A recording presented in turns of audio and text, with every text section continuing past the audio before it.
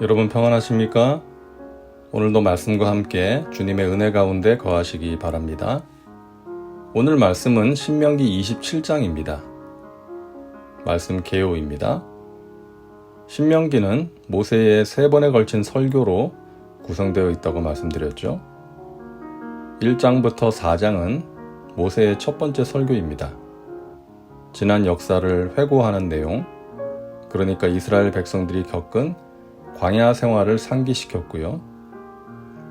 5장부터 26장은 두 번째 설교로서 하나님께서 이스라엘에게 주신 율법을 설명하고 그것을 지킬 것을 권고하는 내용입니다.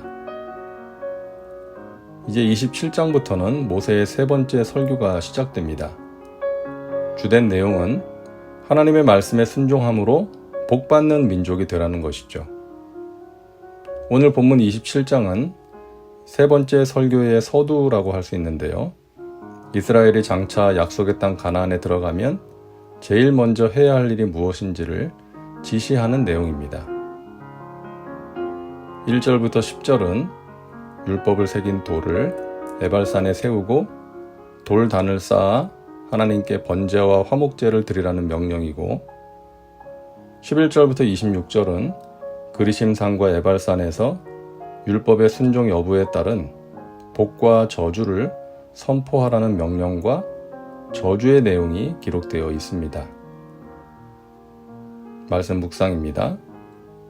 오늘 본문 11절부터 26절까지는 가나안 땅에 들어갔을 때 실행해야 할 의식을 알려주고 있습니다.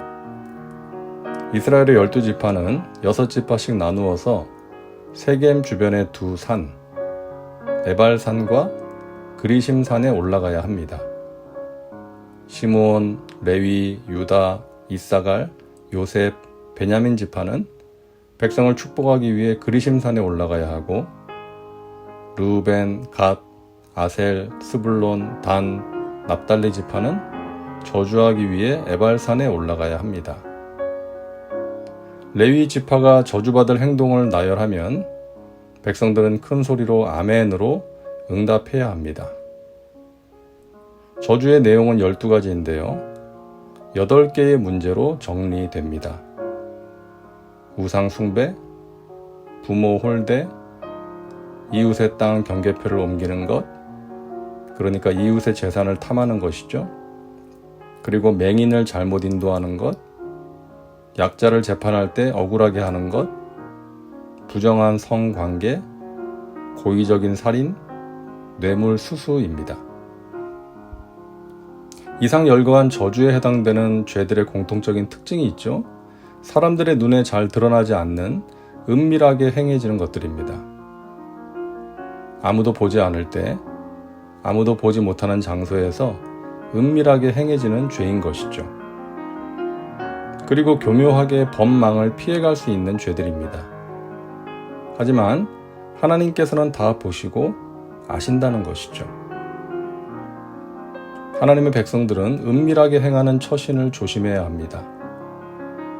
요셉이 그랬죠. 주인의 아내가 유혹할 때 이렇게 말합니다. 이 집에는 나보다 큰 이가 없으며 주인이 아무것도 내게 금하지 아니하였어도 금한 것은 당신뿐이니 당신은 그의 아내임이라. 그런즉 내가 어찌 큰 악을 행하여 하나님께 죄를 지으리까. 아무도 보지 못하는 은밀한 장소에서 주인의 아내가 유혹할 때 요셉은 전지전능하시고 무소부재하신 하나님께 죄를 지을 수 없다고 말했던 것이죠. 사람의 눈은 피할 수 있어도 하나님의 눈은 피할 수 없기 때문입니다. 우리가 이제 곧 여호수아서를 살펴볼 텐데요. 아간이 여리고성 전투에서 얻은 전리품의 일부를 개인적으로 은밀하게 빼돌렸지만 결국 그 죄가 드러나게 되었고 심판을 받게 되었던 것입니다. 이처럼 아무리 사람들의 눈을 피해서 은밀하게 행한 죄라 할지라도 하나님 앞에서는 감출 수가 없는 것입니다. 빌 하일베스 목사님은 그의 책 아무도 보는 이 없을 때 당신은 누구인가에서 인격을 이렇게 정의합니다. 인격이란 아무도 보는 사람이 없을 때 우리가 하는 행동이다. 인격은 다른 사람들이 우리에 대해 생각하는 바, 곧 평판과는 다르다. 인격은 성공이나 성취와도 다르다. 인격은 우리가 무엇을 했는가가 아니라 우리가 어떤 사람인가 하는 것이다. 하나님께서 보시는 것은 우리가 세상에서 얼마나 성공했는가가 아니라 우리가 어떤 사람인가라는 것이죠. 세상에서 성공했다 할지라도 하나님의 뜻에서 벗어난 것일 수 있고 잘못된 방법으로 성공할 수도 있기 때문이죠. 그리고 높은 지위와 권력, 많은 돈을 이용해서 은밀하게 죄를 짓는 사람들이 얼마나 많습니까? 그래서 성공이나 성취보다 중요한 것이 인격이라는 것이죠. 하나님께서 그것을 보시기 때문입니다. 그러므로 우리는 항상 우리 자신을 살피면서 살아야겠습니다. 예수님을 닮은 인격과 성품의 사람이 되어야겠습니다. 그것이 진정한 복이요, 성공이기 때문입니다. 다음은 말씀 적용입니다. 오늘 말씀을 통해 당신에게 주시는 메시지는 무엇입니까? 아무도 보는 사람이 없을 때 은밀하게 짓는 죄가 있지는 않은지 생각해 보시기 바랍니다. 이제 기도합니다. 사랑과 은혜가 풍성하신 하나님, 오늘도 말씀과 함께 살게 하시니 감사합니다. 우리에게 은밀하게 짓는 죄가 있음을 고백합니다. 주님의 보혈로 정결하게 씻어주시고 성령께서 도와주셔서 그것을 버리게 하여 주옵소서. 그러함으로 저주가 아닌 복을 받는 하나님의 백성들 되게 하여 주옵소서.